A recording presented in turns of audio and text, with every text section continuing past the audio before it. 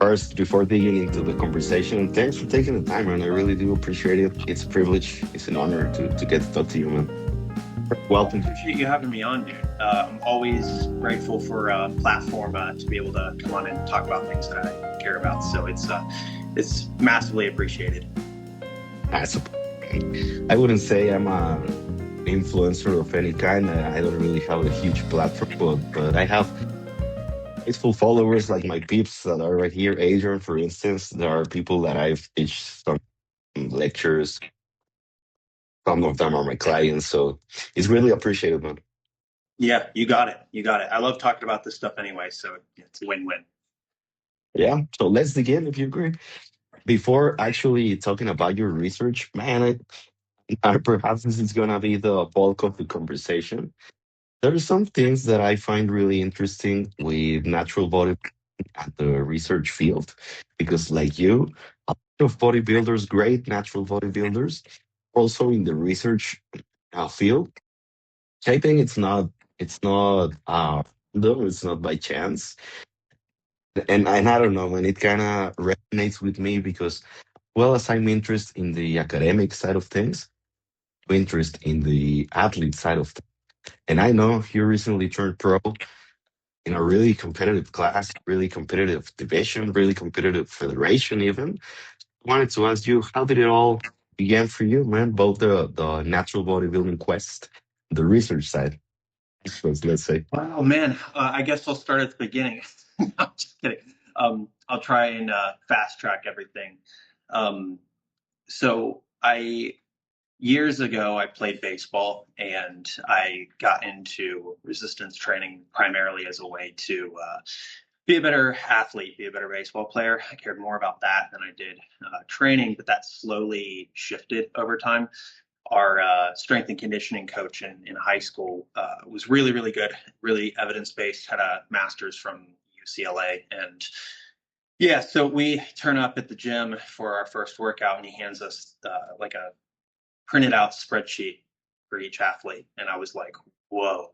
Like I had gone to the gym, and I'd followed workouts that I had found online, but nothing was like programmed in depth specifically for my position, specifically for my goals. And I just had so many questions. And I remember that semester it was just going back and forth. Why are we doing this? And I just was like consumed by it. And by the end of it, he was like, people actually study this stuff if you're really into it. And at the time, I had no idea what I wanted to do with my life. And like, oh, okay, that's pretty cool. So let's explore this stuff from an academic standpoint. So that led me to the University of Tampa, where I finished a bachelor's and a master's degree. Um, and yeah, I was just so intrigued by the intricacies of things because I I think I don't have the greatest genetics by any means, but I mean potentially above average, but I don't think I have the greatest genetics. So still figuring out how to optimize things was I was going down all these different rabbit holes, trying to figure out the best way to, train every single muscle, the best periodization, the best program, best design throughout the week and throughout the month. When to, all the acute training variables, right? And so that led me to our human performance lab.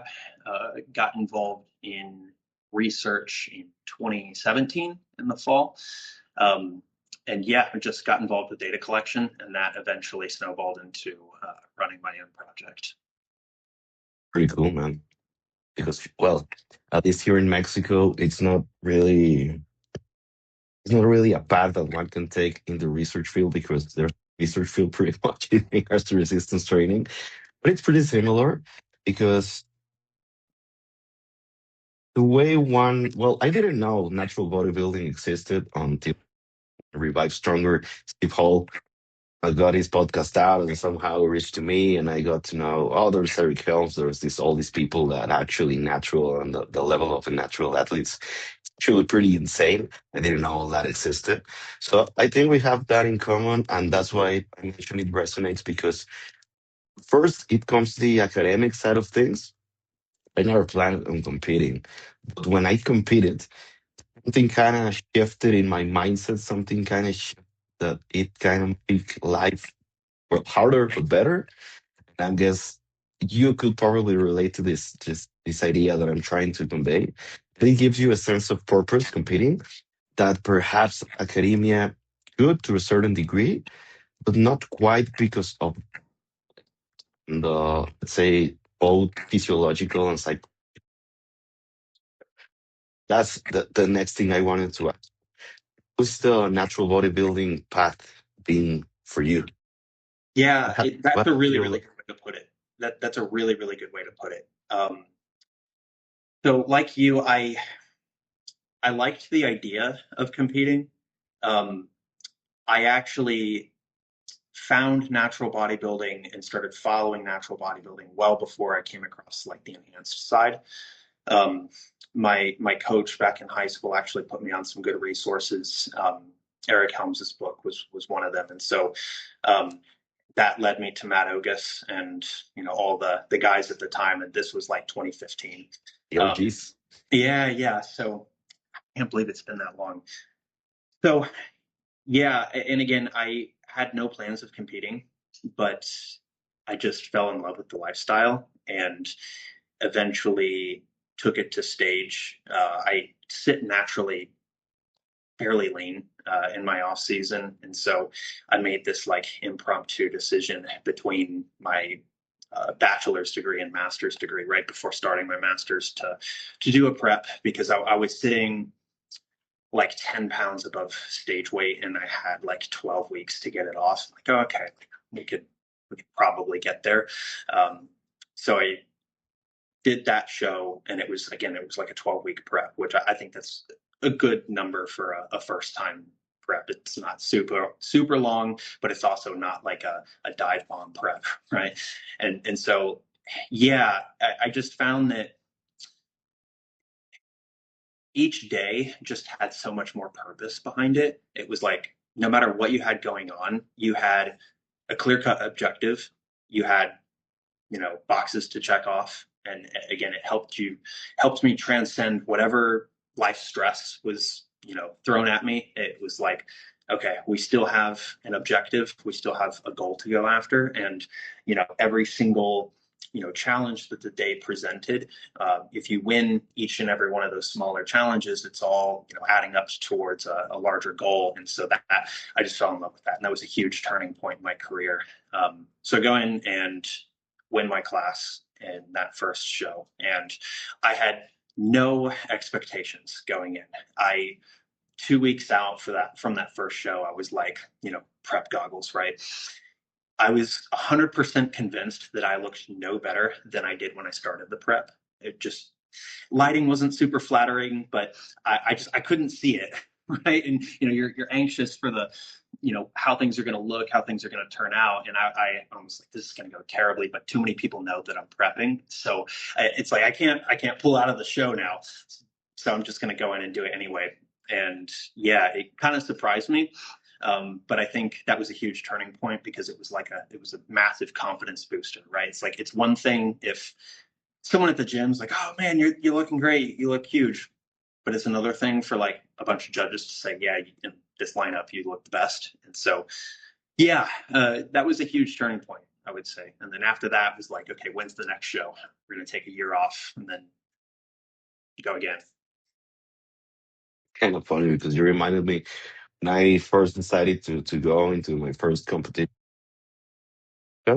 They made it into a reel that I was going to compete with. Gave me a tremendous anxiety because I didn't want people to know, because in my mind I was convinced I was going to suck, that I was going to be last, all this mental gibberish that comes. But now, 2 years after that, when I look at pictures from that very first, so like, holy hell, how was I walking in that condition? It's like striations in the chest, muscles, and all these things that in the moment I really couldn't see. I mean, I could see, but I couldn't even recognize the shape I was in. And I don't know, man. That's something only in retrospective you can kind of acknowledge. This happened to you when you look at your first prep and now that you're a pro. Yeah, and Yeah, it's crazy, right? So 2 weeks after that first prep had ended, I looked at those same pictures and I was like, man, I can see it now, but I couldn't then. And I was like, what were you worried about?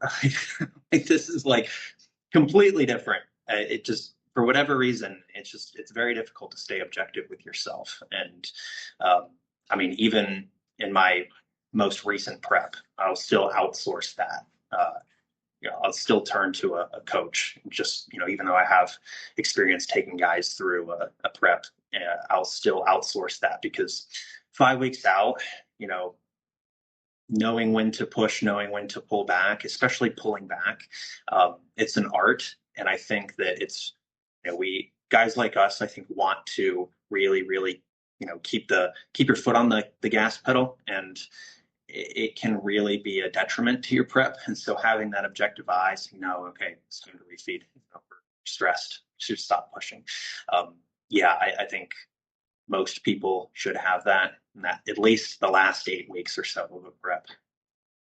Really, I actually asked for help from of my friends in said podcast because I wanted just to turn my brain off because I couldn't make any reasonable decisions. I couldn't take any actions that would conduct me in the best possible way because I knew I would screw up because my perception was all over the place.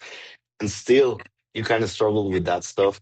But I think putting yourself out there, Josh, you did and you do, and also in the academic side of it, is where you get the most valuable lessons. Like this, for instance, for me, bring the PM out there and see if I'm gonna get a response. Get then the anxiety prior a conversation.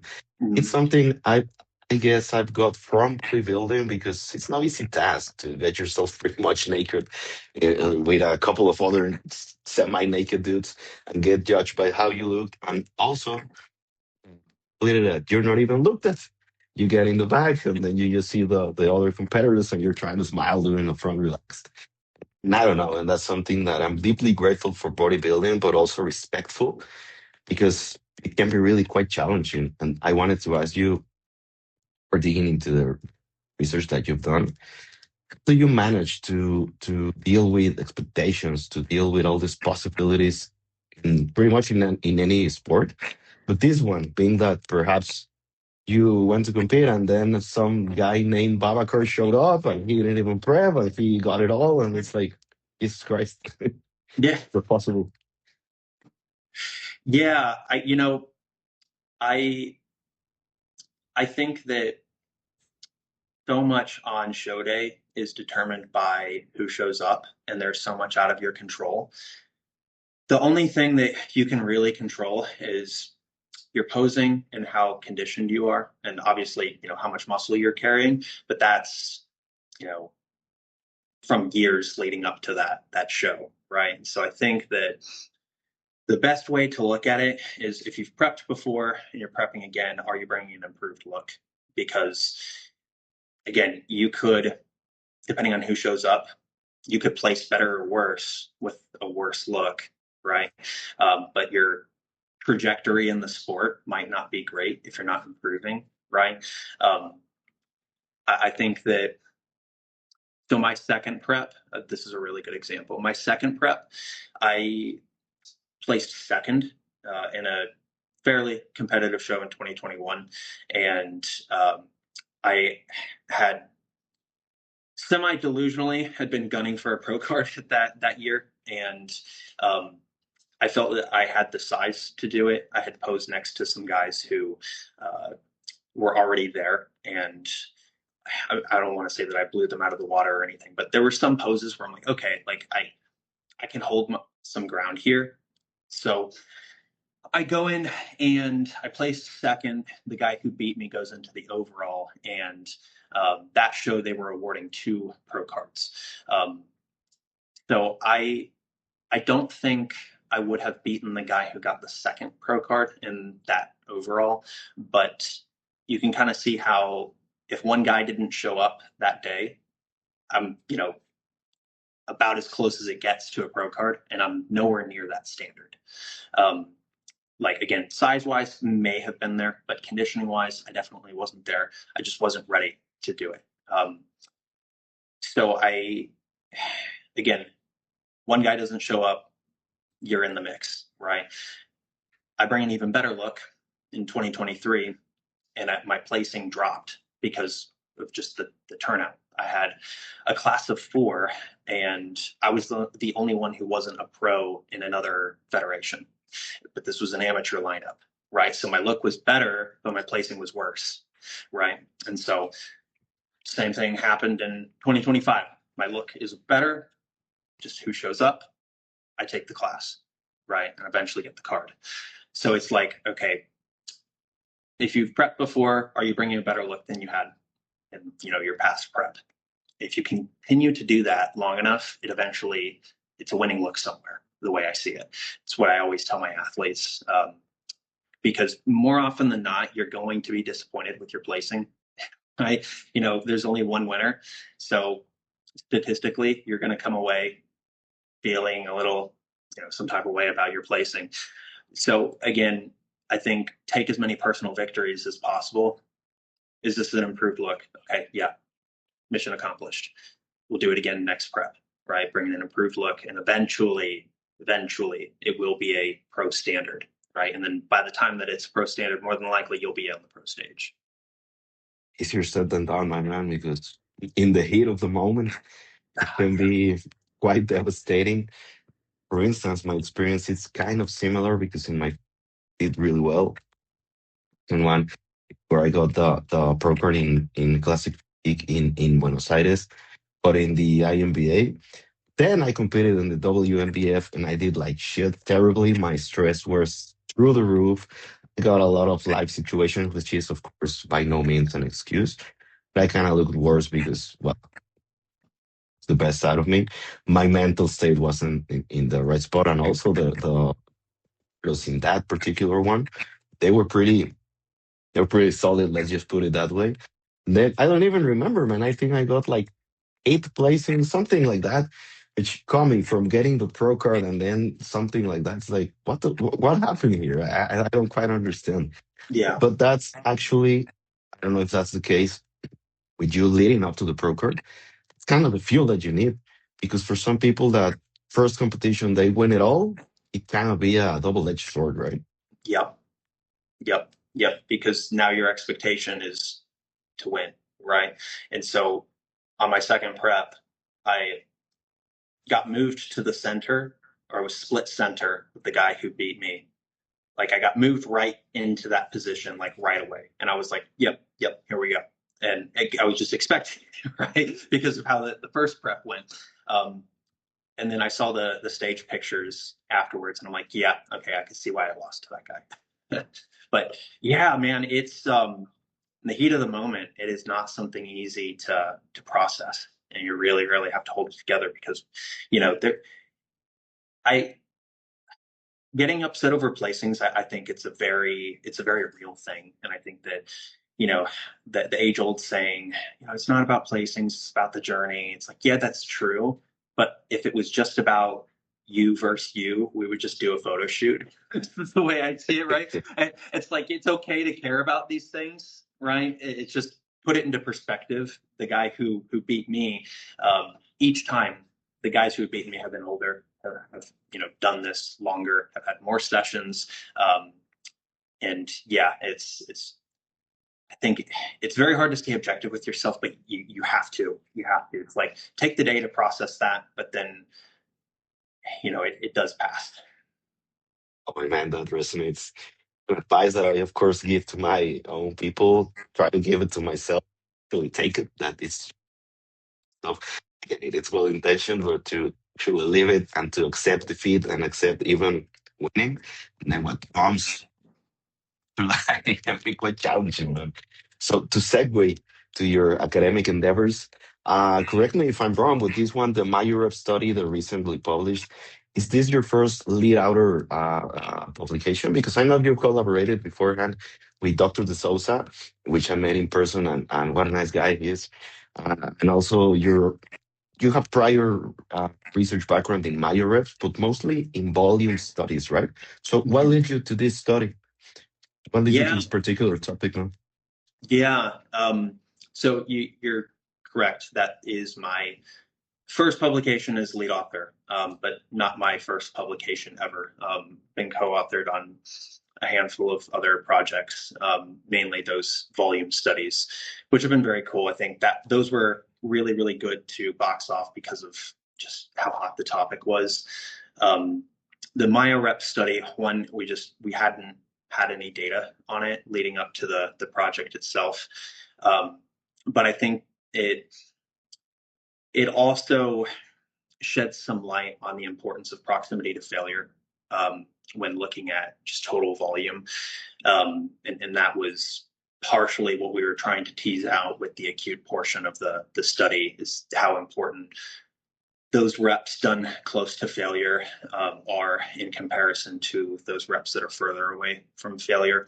And I think Myo-Reps was a really, really good technique to demonstrate that importance, because we have studies on proximity to failure, and for the most part they're somewhat similar, but it doesn't paint the entire picture, I would say. So yeah, I think one, I love different training techniques and exploring, how to modify things. It's been proposed to save a bunch of time in the gym, and I think that is huge. If you are somebody who's struggling with burnout, it's just cutting time down in the gym. It's a hard way to train for sure, but I think that it's a great way to just again avoid burnout, but also just make things fun. It's kind of funny because, well, at least for you and I, of course, I'm sure time is really not a constraint, given that, well, we have the building mindset. But for most people, for most, let's say, normal and well adjusted people that are not into this craziness called building, time, it's actually one of the most common and bigger barriers. I think this particular area of research, it's really relevant because of that. You go into this the, the a bodybuilding mindset, or more so uh, resistance training proponent mindset. I don't know if I'm making myself clear, but to make resistance training more accessible for more people. Yeah, that's probably the most common reported barrier to adherence to any program. I just don't have time, right? So like if you think about the Eric's pyramid, right? The base is adherence, right? Start with a program with a frequency or number of sessions that you can actually feasibly get done every single week. So adherence is huge, and I think the biggest barrier there is, like you said, time.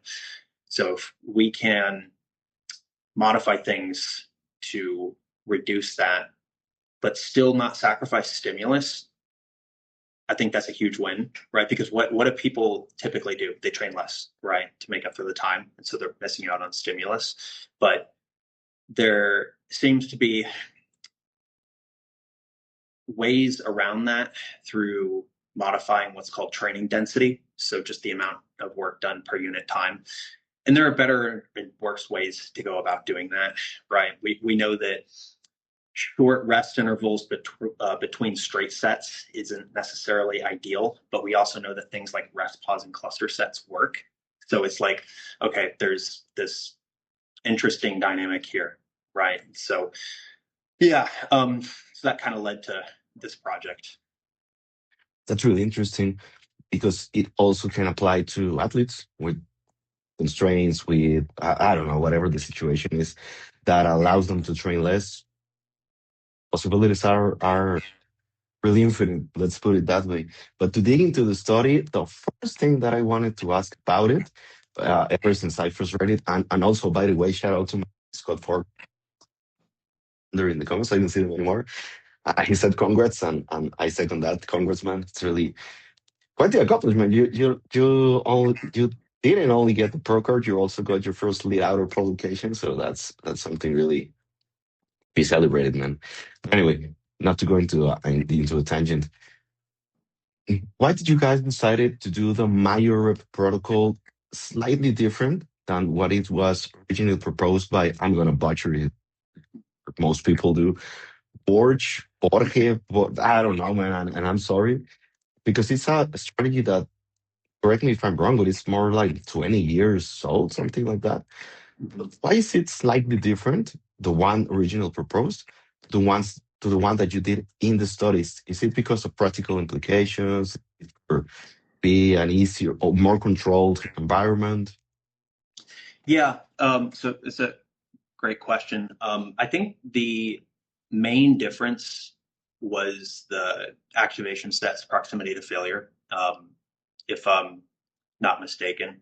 Um, I guess we could start here. What have you seen is typically like the most common way to do them? Because depending on who you follow, like a Myo-Rep set might mean one thing to one person and might mean something else to someone. For some were the Myo-Reps, the original Myo-Reps I have here. It's like an activation set between usually 12 to 30, and then a couple of inhalations, let's say breaths, and then mini sets from 3 to 5 reps, and that's about it. But you guys did it based on prior your performance, the length of the mini set. So that's for me at least one of key, let's say, differences that perhaps could influence the outcome, perhaps, but not Yeah, really sure. yeah, definitely. I think it would. So yeah, the activation set determined the number of reps done on the mini sets. So the mini sets were done to a rep target, not a proximity to failure. Um, I believe that's how it was originally designed. Um, it wasn't explicitly stated in his book. It was from like a really, really, really old blog article that I don't think is up anymore. And so it was like a question of what do we cite here with the study, and it had been demonstrated, outlined in his book, like in the examples. It just wasn't explicitly stated that if you got 9 to 12, doing many sets of three, or if you got 13, you'd be doing many sets of four. Um, but yeah, I think the main difference, as far as I'm aware, was that the activation set was taken to failure. And that was something that we definitely had to decide on when we were piloting. And I think I wanted to leave some reps in reserve, or 1 rep in reserve on that first set. It's just every single time that we have gone through a pilot and asked a subject to leave 1 or 2 in the tank, we'll then follow that up with a set. Okay, all right, now empty the tank here. Like, absolutely send this set. And I've seen upwards of like 17 extra reps on that second set. But I know what the recent data would suggest about trainees' ability to gauge proximity to failure. I just haven't seen it. And just so for practical purposes and equating the differences between groups, we opted to do that and just add a little bit more rest after the activation set for the subsequent mini sets. And it worked out really, really well, because we didn't really have anybody struggle with it, but we also didn't really have anybody who was able to just run away with the protocol. So they um, were averaging, I would say, between 2 and 4 mini sets. So what you would do is perform your activation set, and then you would be set with a mini set rep target. And then you would repeat as many mini sets as you could until you were unable to reach that rep goal, right? So it's auto-regulated based on the performance, how well you were performing that day. Um, so yeah, I don't know if that answers your question, but yeah. Yeah, totally. It makes perfect sense because some things are perhaps detailed in the study itself, but until you get to talk to the researchers, it kind of makes full sense because it happens often that the study did that, and the first critiques are why did you guys did that? Sometimes it's because they face challenges that we're not even aware of. And one of those challenges that it got me curious from when I first read the study, man, is well, before that, that's something worth noting is that it's actually 2 studies, an acute study and an 8-week study, which I think is really clever because of the nature of what you guys were trying to decipher here. Something that really caught my attention is that in the I have the numbers right here. In the acute study, you had 14 participants, but only data from 9 of them. Yeah. Am I allowed to ask what happened? Was it some Yeah. software related issues, man? Yes. Literally, yeah. So we used Surface EMG for one of the metrics that we wanted to look at, and sometimes it just falls off. And so if that happens, we either have to have them repeat the session, or we can't use their data. Sometimes it just doesn't, if it's not sitting flush on their chest, it's not high quality data that we can use. So we just have to throw it out. So that's that's why there's 9 that we used. There was 14 participants. So the acute portion was primarily for taking measurements that we wanted to take in the chronic portion, but from a logistics standpoint, it would have been very difficult to do. The main thing that we wanted to take was bar velocity, but we had another study running in the same exact space that we were running this one at the same exact time. So they were using the unit that measured bar velocity. So we had to wait until after that study was done to take that data. But like, oh man, we really, really need this. I think it's going to really improve the project if we can get this velocity data. But yeah, it just, held things up. And so there's a lot of logistics and challenges that the authors will run into at times, that it often goes overlooked. And, it's just, you don't know what their, equipment availability looks like, or just what the lab looks like, and just what any challenges that they might run into, because it's never mentioned in the text. So, yeah. Through the years doing these conversations, I've gained really deep appreciation for what you guys do, because understanding a little bit better about all these challenges that you face, like perhaps you guys decided to do ultrasound, but that thing is really expensive. Nobody knows how to use it, so you need to teach people how to use ultrasound. And then you have issues like some other people is using it that we as consumers of science we really never know about. Mm-hmm. Those are things that I learned particularly from Dr. De Souza, which is one of the co-authors in this paper.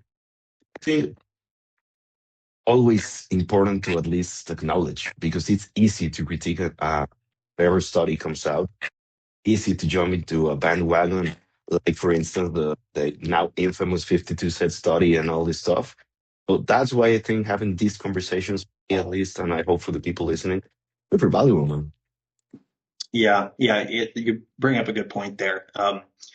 You know, Teaching things like ultrasound, it's definitely not easy. It's very, very sensitive. And and if you recruit somebody to run that test, if you want to blind them, they can no longer help you with data collection, from session to session. So it's like, if you have a limited team, it's like, man, we need to take that into consideration. That's a huge hit, depending on how many people you have to help you with data collection. And then, you have to train people to, how to take subjects through the protocol. So it's there's a lot of scheduling behind it, and I hear questions like, well, why do researchers always do tests on the quads? Why are they always using the quads for these studies? Well, it's easy to measure, right? It's easy to take someone through leg extensions and then measure their quad. It's easier to standardize, and there's a lot that goes unseen for sure. Before we dig into the findings, you reminded me last weekend I gave a lecture and talked a little bit about this stuff. We talked about volume and why the NECO-BAS meta-analysis was only on quadriceps, on triceps, and biceps, if I recall incorrectly. Now I said to the students, well, perhaps we don't have glute measurements because it's kind of awkward to measure glutes with ultrasounds. Perhaps they're not going to get allowed to do that by the ethics committee. Yeah. I mean, if you have just a little bit more pressure on that probe, it's like it changes the whole measurement. So, some muscle groups are really easy to measure. Some are very, very difficult. So that's why you typically see, some muscle groups used over others, and why you rarely see some muscle groups. Interesting one. I love to those things because reading a paper, I could never know. So digging into the findings, we can perhaps separate them into the acute study and the chronic study, which I think, at least for the acute study, it's well not really surprising per se. The findings, there was no mean velocity differences, the muscle activation, but the time difference was quite significant, right? Yeah, about 40%. And also in the chronic study, it's where things get a little bit more, say, kind of confusing if we take into account that the strength and the hypertrophy outcomes were pretty much the same. Something that, for me at least, is kind of hard to understand and explain is the volume load differences. Because I go with the assumption that for hypertrophy specifically, more total work being done would lead to more hypertrophy. But then I see the volume load outcomes in this one. I don't really know how to make sense of it. So could you dig a little bit more into these findings? Yeah, that's like I think one of the most important parts of the whole project. And I'm sure that at least 99% of your followers have heard that volume load isn't necessarily the best predictor of stimulus magnitude when we're talking about muscle growth. And I think most people use like number of hard sets because it takes proximity to failure into account. Um, so just to give a quick example of what I'm talking about here. So volume load is a tonnage measurement. It's the product of sets times reps times load. So it's usually a large number. So you could take two different sets, equate proximity to failure, but train in a completely different rep range, right? So say like a 6 RM versus a 30 RM, right? One, even though there's going to be load differences, one's going to give you a much higher VL than the other. But if proximity to failure is equated, you're probably going to see very similar outcomes over, say, at least a 3-month period. And then on the same note, if you could create a scenario where you have a difference in proximity to failure, but a very similar VL, but we know that one's going to be a little bit more effective than the other. So,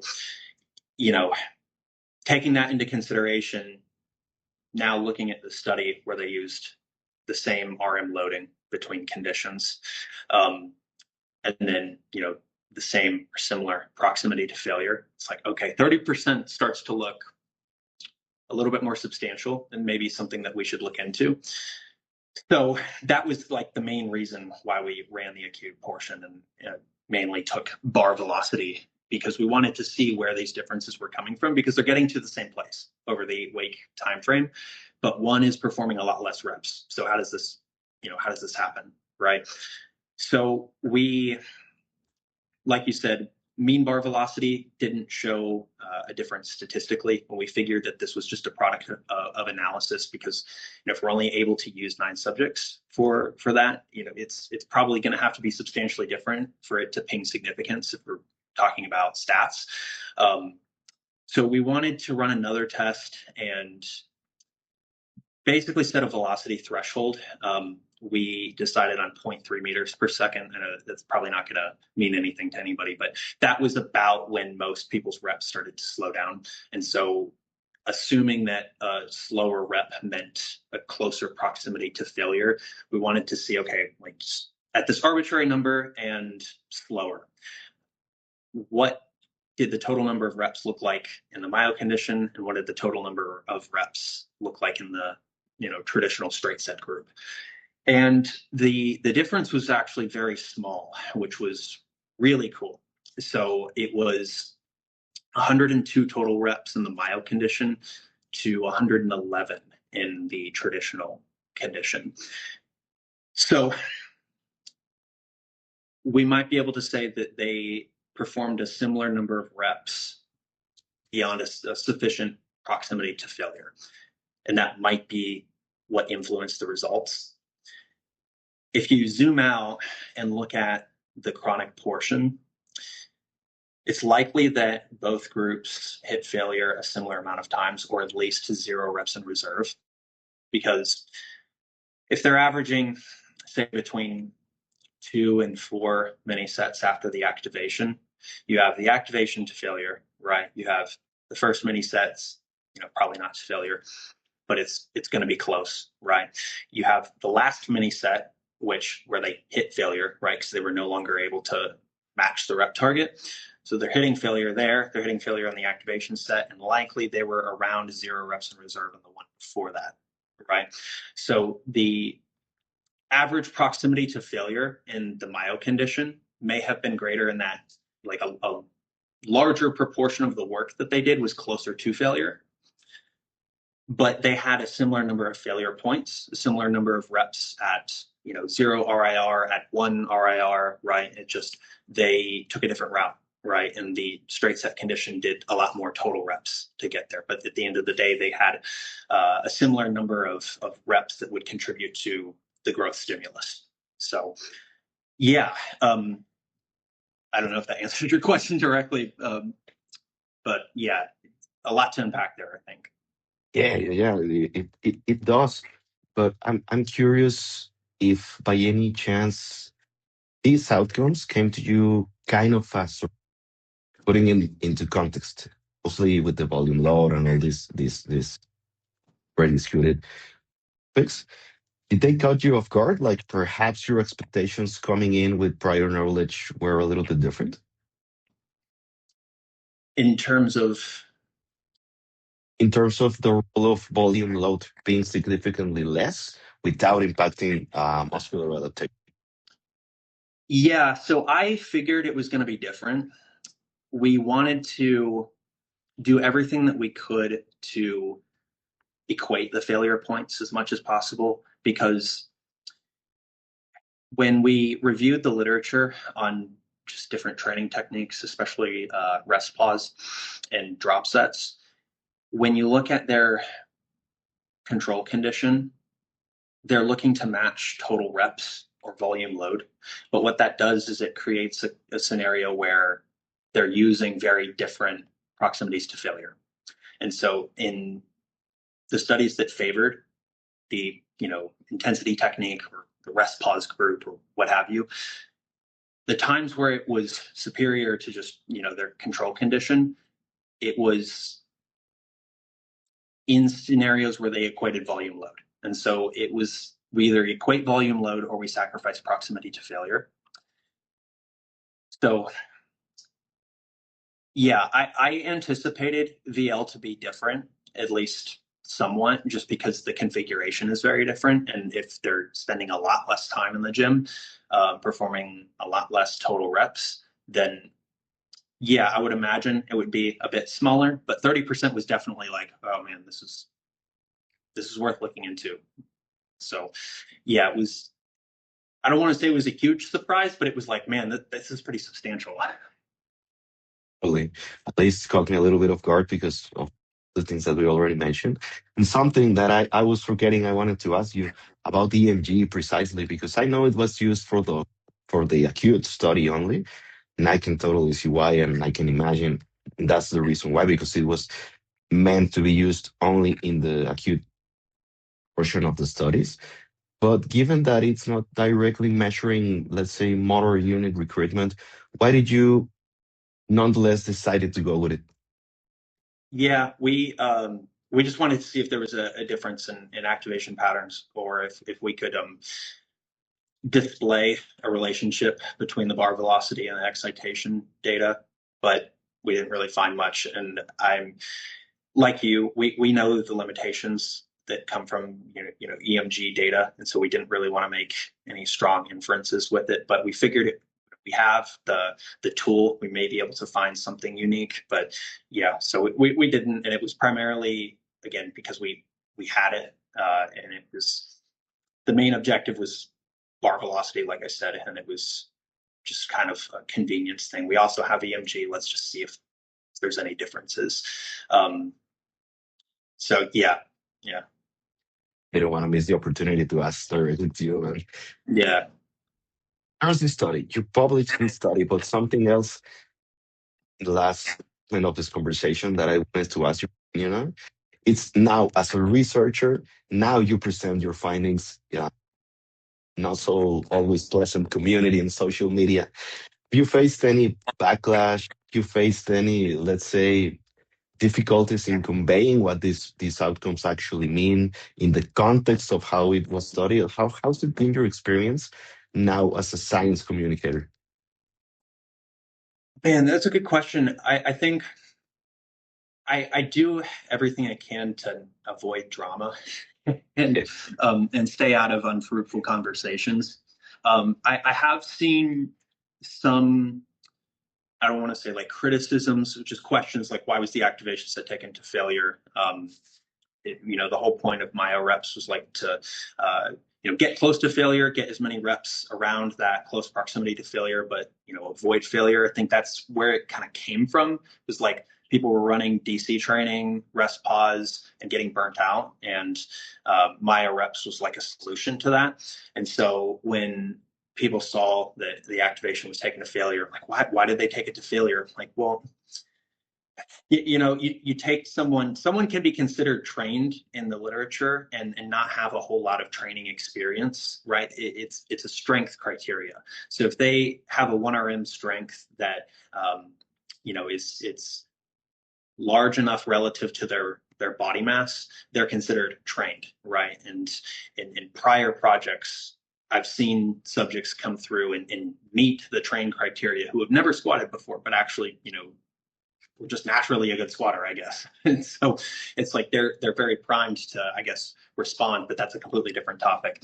But yeah, so you ask recreationally trained college students to leave a rep in the tank, and not only that, but you also have to trust that your research assistants are also going to be able to gauge that appropriately. And we're not able to use the velocity device until the acute portion. It's like, man, there's so many question marks there. And it's like, I think that somebody's ability to gauge RIR could legitimately confound the data, and especially in the myo condition. So I'm like, I'll take the hit here and, just standardize that. We'll just add just a little bit more rest. And like I said, it worked out. I think that's the main criticism that I've seen. Um, yeah, I don't know. What has that been your experience? It's been really mixed up because when I first started talking about papers and research, even I didn't know what the hell I was talking about. I was like, oh, these papers, these findings, but what about the the type of study? Let's just begin with that. Well, what about how do they study, let's say, the methodology, the population, the statistical analysis, these things that are critical to at least get a little bit of context when trying to interpret the findings, and most importantly, I'm sorry, to understand that it's just a piece of the big ass puzzle that perhaps we're gonna never get the full thing complete.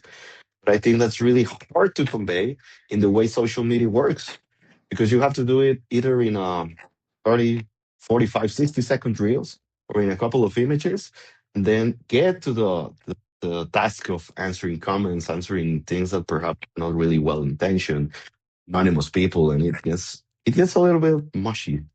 Has been your experience? Yeah. There's unfortunately, like, nuance doesn't gain Yeah. views, doesn't gain traction. What gains traction is like very polarizing answers, very polarizing responses, and um, the peak of the Dunning-Kruger. I'm sure you've seen that graph. Um, that's what gets, that's what goes viral, right? There's people who are at the very top of that, right? You don't know what you don't know, and so you're very, very confident in what you think you know. And so, yeah, there's always been this dilemma in my mind because I really like nuance and I really enjoy breaking things down, but people don't like gray. They like black and white, and it's been a dilemma because it's like, you run a business online and you want to see that thrive, right? And so there's temptation to go that route and be very controversial and do things that will work better for the algorithm, right? But in my mind, if I know better, I'm like sacrificing integrity then. So, yeah, I think it's an issue of integrity just because it's like you kind of know better and you kind of know the answer is not this simple. But again, it's not going to be rewarded on social media. And so, yeah, I think that's what the field's dealing with, unfortunately. It's to me, man, because you're a pro natural bodybuilder. If you wanted, man, you can just take a couple shirtless pictures just year round, do a reel and top three mistakes where you're growing and say something random. You go viral and then perhaps you gain a little bit of money directly from social media. But you guys don't do that. You guys go into the research. You guys talk about minutia. Take, I'm sorry, the time to talk to some random stranger from Mexico like myself about your work. And I think that speaks a lot, man, about the kind of people that are actually doing the labor and putting it out there, man. So that's precisely the reason, almost circling back to the start of our conversation. Why, for me, at least, doing these conversations live, get the chance people to greet and meet, to join the discussion, are so valuable, and that's why I'm so grateful for you being open to do them. Yeah, of course, man. And I appreciate it too. And I agree. I think we need to do a better job of conveying what's actually done in the lab, who's actually doing the research, and what the training looks like.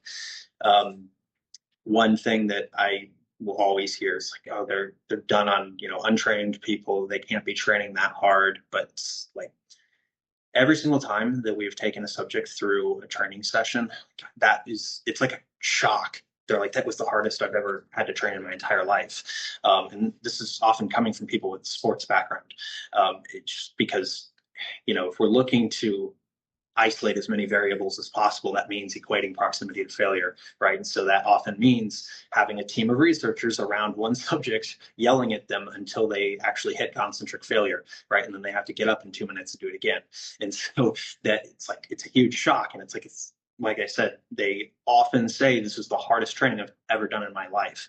It is very, very hard training. And I think people don't see that. And I think it would really help the field if they did, because I think people would put more stock in what we're finding. Um, yeah, again, I think we should do a better job of just conveying what's done, why certain things were done. But I think that also a lot of the most prolific researchers just kind of avoid social media and avoid drama in general. And so, I mean, I don't blame them. um, but yeah, that's some low hanging fruit, I would say, if we're looking to move the field forward. You remind me, I don't recall the study, the authors, but it was the protocol I remember the most. It was front squats to failure with BFR. I don't know, what are these people giving? That's pretty much attempted murder by that point. Just to finish off, please go ahead. Yeah, it's funny you say that. I actually saw one of the researchers who did either that project or one exactly like that, because I saw that it was like they were using a 5RM. I saw this person at a conference. They had the abstract, and I was like looking at this, and they had a picture of doing it, and I was like, "Oh my gosh, dude, that is insane! That is insane!" I was like, "That's a 5RM," and yeah, People don't get paid to train that way. It blows my mind really, but it's really fascinating to look into those things. When people say that in the research, oh, they don't train like bodybuilders, whereas sometimes they do train harder than bodybuilders. Just to finish off, be respectful of your time. I just wanted to ask you, what are your future endeavors looking like, man? Are you more focused in the research, in your career as an athlete, in your coaching? yeah, man. I'm at kind of a crossroads right now. I would like to continue on with my education. This project was primarily for filling that gap because our master's program was a business master's, and that it didn't have a thesis in the program, and so um, oftentimes if a school requires that, one way around that is to have like actual publications that, you know, either you're a lead author on or a certain number that you're co-authored on. It kind of depends on the school. But so yeah, this was to fill that gap so I could continue on. So hopefully, I haven't made any concrete decisions yet, but definitely trying to line something up there. But I coach, obviously, and I'd like to continue doing that long term, and obviously compete. I'd like to continue doing that long term as well. Pretty sure soon enough we're gonna see Josh Bradshaw, PhD, WNBF Pro Natural Bodybuilding in your Instagram. I'm sure that's gonna be the Upgrade case. bio, right? That's what we're doing for, right? But it looks cool as fuck. I cannot argue with that. I wish my name was as long as that. But anyway, Josh, I just wanna again thank you so much for taking the time. It's been a really huge pleasure and honor to get to talk to you about your work, about your career as an athlete. So anytime you want to come to Mexico, you're more than welcome, man. And I hope we get a chance to talk again soon. Absolutely, man. Yeah, it was great chatting. Always enjoy these. So appreciate it. Pleasure, man. Hope you have a great rest of the day. Talk to you soon. You too.